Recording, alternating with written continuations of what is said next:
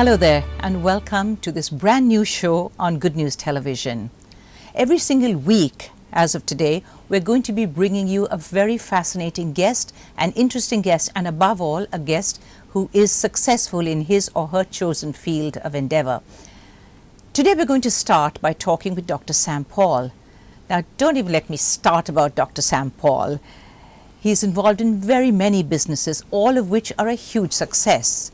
In restaurants, in educational institutions, in salons, and in gyms. And in recent years, he's actually moved into the area of media. So it's our great pleasure to welcome Sam Paul into our studio today. Sam, thank you so much for coming in. Such a pleasure to be in your presence, first of all. No. Now tell me something. You do so many things. Right. I was just thinking about your foodie obsession. Now, did you actually cook as a child? Where did you get interested in food? I eat a lot as a child. You can see the 250 pounds. Yeah, right. So yeah, well, I mean, food is something that's been very special to our heart. So it's not a very easy field to get into. So when we first ventured into the food field, I think it was way back in 2005 when we started our small unit called Casa Piccola. It's a European restaurant which we franchised from Bangalore to Chennai. We were running it for almost 6 to 7 years, and finally the lease got over, and then we handed it over. The brand got closed down internationally and stuff like that. But it was a cult back in the day, and in fact, quite proud to say that we were the first people who kind of introduced risottos, parmigianas, and stuff like Italian that. Food, yes. Specific Italian food. So we wanted to reinvent the brand. So we later tied up with Chef Willie from the park, Right. And we opened a new restaurant chain called Jonah's. Now, tell me about that. Interesting name, first of all. Yeah, named after my son, Jonah. Okay, lovely. Who's named after Jonah Lomo, Oh. rugby player. Yeah. So Jonah is a European bistro, which is also a fusion. So it's a story we tell in every restaurant. So the first is the original Jonah's, which is pure European. The second is in Phoenix Mall, which is a European Japanese fusion. So it's called Jonah's Goes to Japan. Right. The third one is called Jonah's Goes to Malabar Coast right here, which is European, South Indian, West Coast food. Did you anticipate this kind of success in the food industry? I'm sure it's a tough industry to be in. It's a very tough industry to be in because you need to count your onions and tomatoes in this business, and you need to be very to the point. And in India's market where there are not strict laws, then you have to be hands-on in this department. And it's a very tough business, but there's no two ways of looking at it because we want to be in the business because we have Jonah's, which is around 5-6 restaurants strong. Then we have something called Pink Potato, which is a pure vegetarian concept. And then we have Häagen-Dazs ice cream, which belongs to us. We have around 4 restaurants of them. Then we run a restaurant called Nellai Nadar Mess, which is a very South Indian Chettinad cuisine. So these are some of the models we've done, and we're further expanding into future models like a German doner kebab, which will be QSR, quick service restaurant. Right. And we're also getting into some ice creams and stuff like that. Yeah. They say that food is big business, Sam, and you're obviously proving that it is big business, but it's also a risky business, isn't it? It could go down the tubes at any point of time. Correct. The thing is, food is not exactly a big business, and that's a big... Is it a myth? It's a big myth, to be honest, because food is a big business when you have liquor attached to it. Okay. And as a principle, I've not done that because I don't drink or smoke, so I've kept it like I don't do any liquor in my restaurants. But if you have liquor along with it, then it becomes big business. So it's even more difficult for you then? Right, but we like to break that idea of not being successful as a restaurant. See, many restaurants are not doing well, but we have been very successful and very professional about the entire outfit. So we're doing quite well, yeah. Now, I was reading that you don't have very much of a staff turnover. I mean, you do have people who hang in there with you. Now, is this in fact a sign of good leadership? So the company's name is called Paulson's. What we in Paulson's believe is that you need to develop leaders. You can't develop staff with you.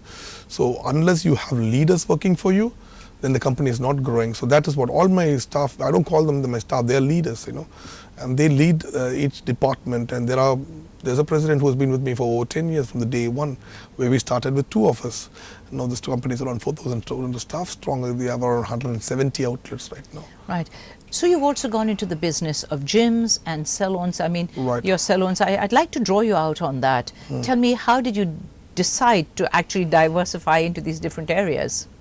I mean, there is some kind of God's grace in all this, that which we cannot deny. And if I were to claim that I did all this, then that will be stupidity.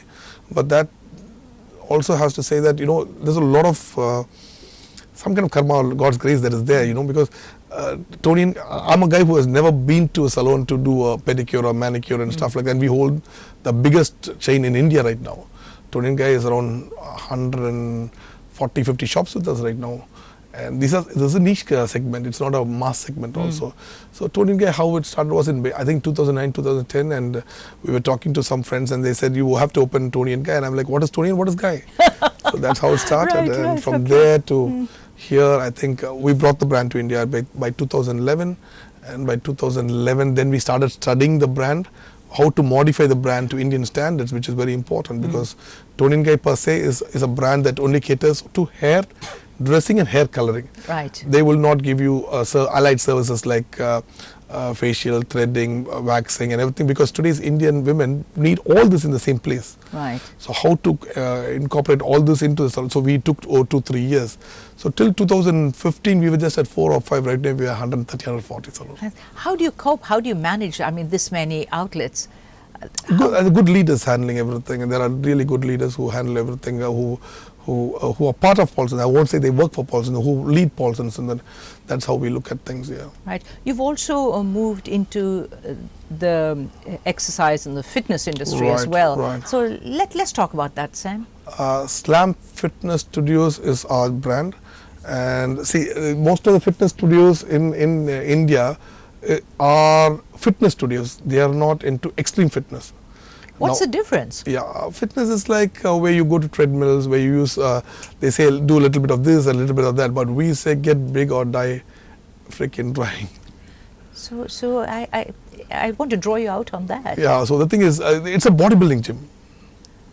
So we are an extreme fitness gym where bodybuilding is a sport and we encourage bodybuilding. Now, for example, a guy like me who's been working out for 20 years can't go to a fitness gym and do bodybuilding. But a guy who wants to do fitness can come to an extreme fitness gym and compete with the bodybuilder and still do fitness at that level. So we teach a lot of things like functional fitness and other things also. We teach a lot of yoga also. So your warm up and everything is done through functional fitness and yoga, and still we ask you to lift weights. So that's the mantra behind this. So you're a pretty good advertisement for your gym. Do you go to your own gym? Yeah, I go to the Kilpauk brand. Yeah. You do, is it? Yeah, okay. Yeah. Of these three businesses that we've talked about, the restaurants and the salons and the gyms, is there any one of these that's particularly profitable? I mean, at the end of the day, you're in business. The salon industry is a very profitable industry. Really? As opposed to food? Of course, anytime, yeah. Really? Yeah, salon industry is a very highly profitable industry, yeah. Okay. Have you seen this industry become more popular over the years since you started it? See, I wouldn't credit for this, but see, the thing is, before we came into the industry, the salon industry was a place where the staff were treated as barbers. See, for example, there's a Indian mindset, really. Yeah, right. They look at barbers down. You know, they're not allowed to sit before you. They would stand and they have to talk to you. And that's crazy. Right. And 2009, when we came in, we changed that. We brought the British system into India, where these are hairdressers. They are artists. Absolutely. So they sit with you. They consult with you. They understand what you need. And that consultation is the most important part of the day. And then they sit and cut the hair also sometimes. Right. Depends on how comfortable they are. As long as you get your what you are looking for, there's no ego there. And most of these hairdressers make $1.5 lakh and all today. It's a lot of money. At the age of 25 to 30. Right. Sam, may I ask you to hold your thoughts then? We're going to get back to you. In the meantime, we're just going to take a very short break. Please don't go anywhere because we're going to get right back. Stay there.